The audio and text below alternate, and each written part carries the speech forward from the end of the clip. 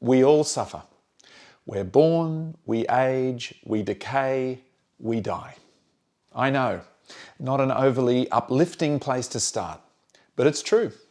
I don't know why it has to be this way, that's above my pay grade. But I know that we can respond to all of that with compassion. I've read, thought, talked, and written a lot about compassion. And so in this episode, I wanted to give you 10 guiding principles for living a compassionate life, drawing not least on the work of Professor Paul Gilbert and compassion-focused therapy.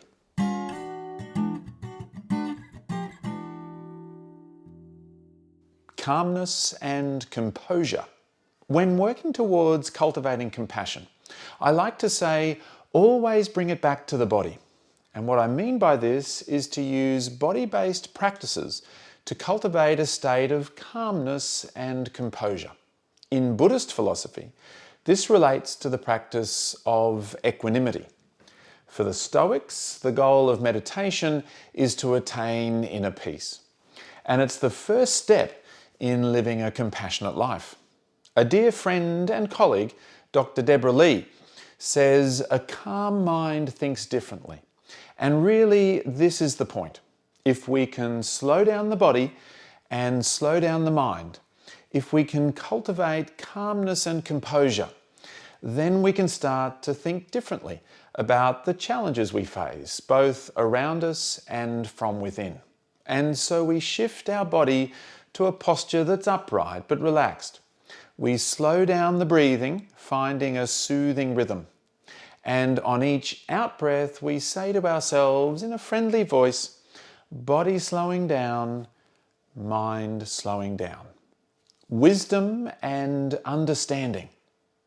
You're not to blame for your suffering.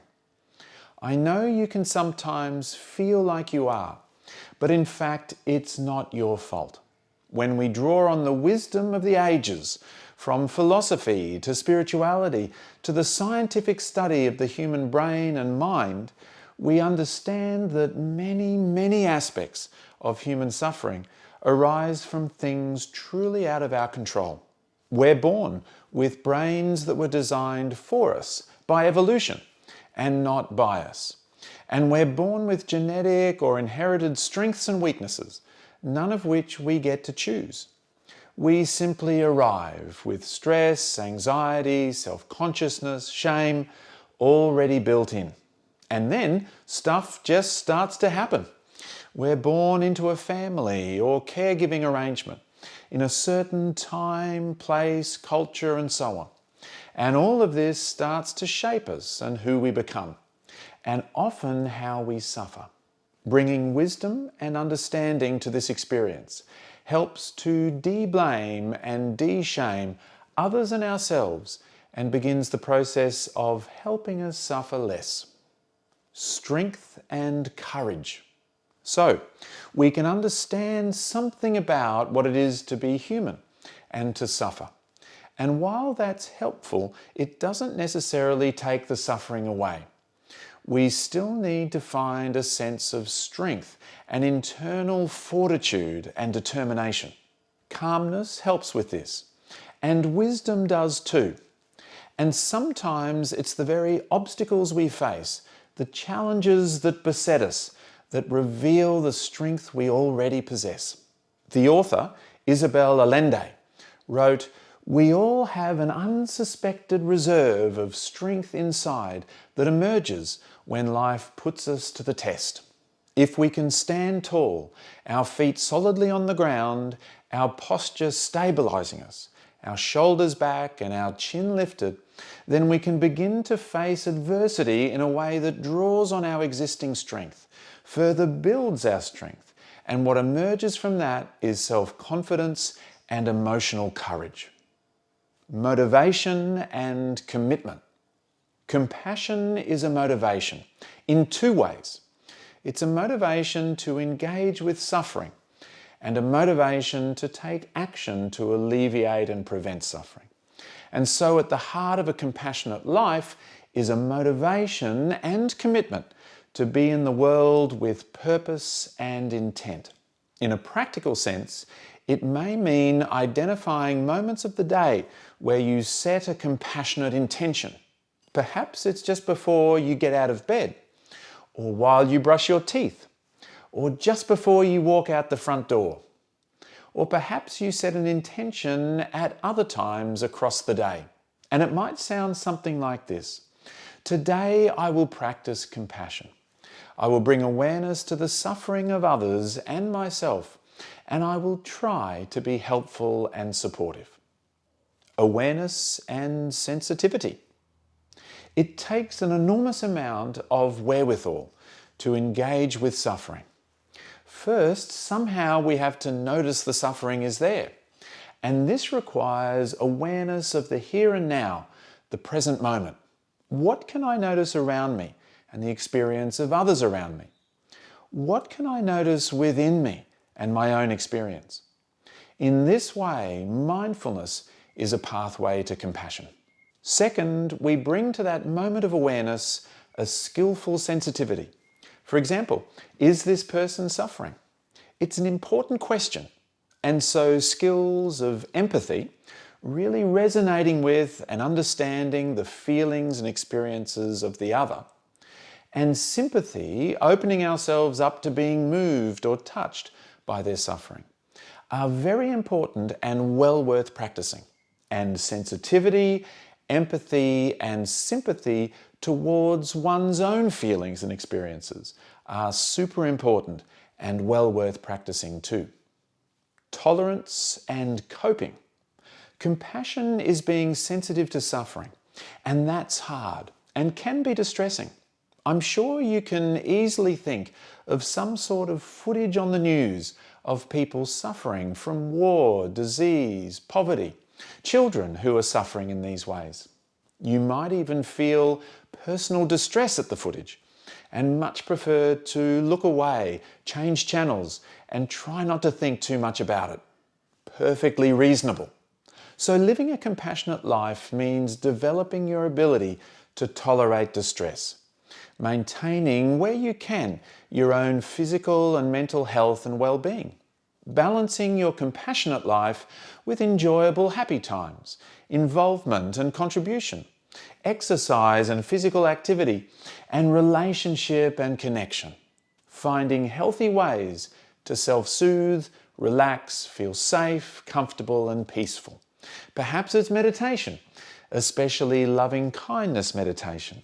That might help with distress tolerance. And acceptance can be key.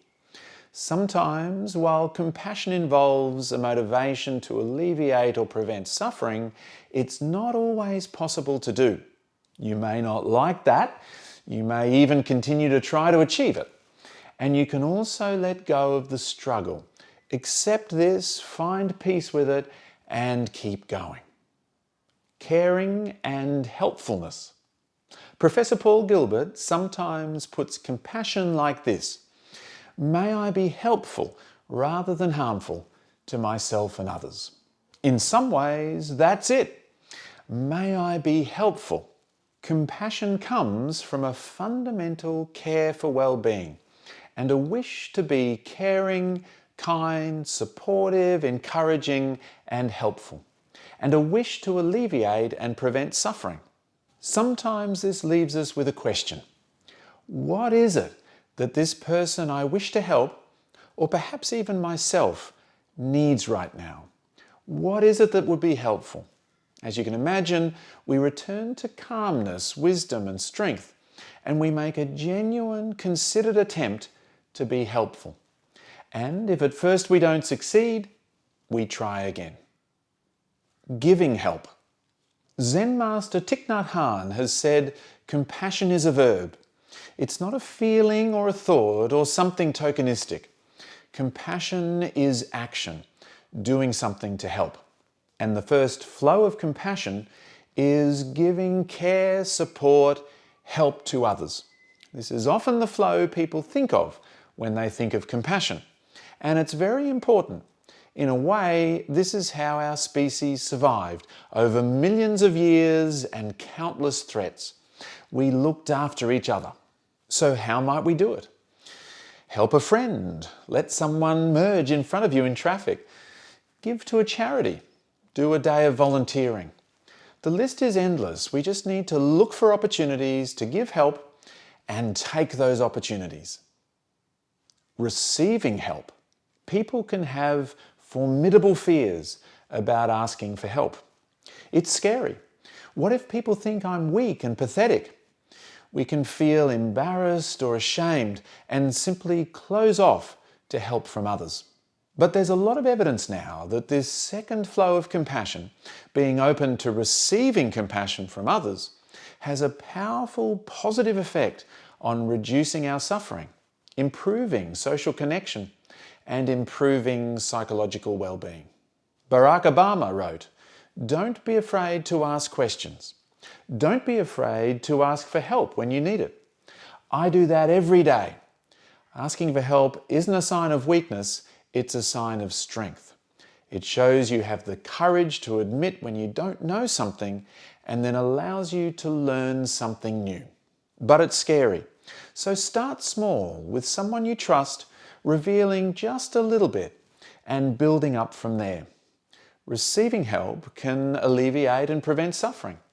And it can help us learn, grow, and flourish. Give it a try. Helping yourself. What do I also really need right now? This is a key question to support living a compassionate life. I remember first being exposed to the concept of self-compassion many years ago and felt worried about it. Shouldn't I focus on being compassionate to others? Do I deserve self-compassion? Dr. Chris Germer said to me at the time, "Your compassion is for human beings and other living beings, the whole world. You're a human being too, and self-compassion is simply widening your circle of compassion to also include yourself." We need these three flows of compassion to be in balance. We're compassionate to others, we open ourselves up to others being compassionate towards us, and we're compassionate towards ourselves. And often, this means being compassionate to those parts of ourselves we don't like, or perhaps those parts of ourselves that we loathe. A big part of self-compassion is self-acceptance, reducing unworthiness, reducing shame, and arriving at a place where you know you're enough and you know you can really start looking after your own health and well-being. Maya Angelou said, "You alone are enough. You have nothing to prove to anybody." Perhaps we can end on these wise words of self-compassion.